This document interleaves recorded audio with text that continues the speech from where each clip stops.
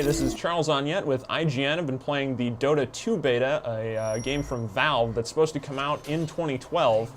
The game is in really good shape right now, though it's in beta. It's not finished, but Valve is adding more heroes to the mix and adding more features as time goes on. No release date yet, but hopefully we'll hear something about that sometime soon, although it is Valve, so that may not happen. I'm playing as Bloodseeker here, an agility hero. Bloodseeker is all about chasing down heroes and getting kills. He can do crazy high damage with very rapid strikes from his arm blades if you're able to equip him with the right items. Now, he has 4 abilities, 2 of which are passive and 2 of which are active.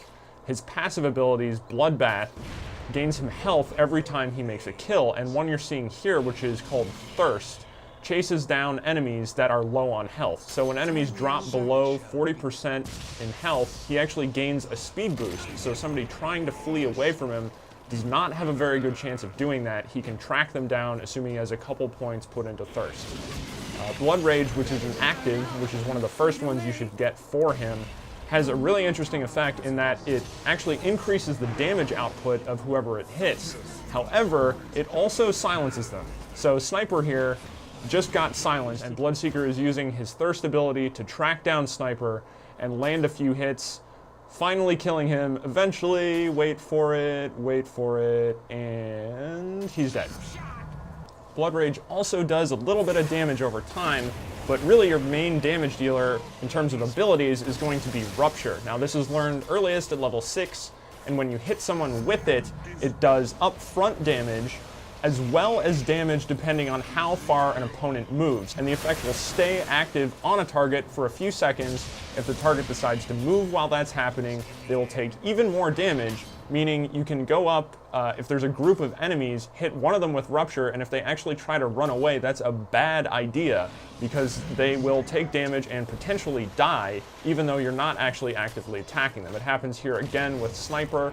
He essentially died because he was moving. So what that actually does in combat is if you get hit with Rupture, you're forced to stand in one place, essentially, until the effect ends. However, what Bloodseeker can do is open a fight with Rupture, encouraging your opponent to stand still, and then follow up with Blood Rage for a silence effect, which against someone like Lina is devastating. If she can't use her spell, she can't really do much. She can't survive many hits, so she's forced to either flee and die, or to stand still and wait for Bloodseeker to run up and hit her a whole bunch of times with his arm blades until she's dead. And if she does try to flee, maybe she doesn't quite die from the Rupture, although she did there, Bloodseeker can still chase her down with Thirst and make the kill at the end.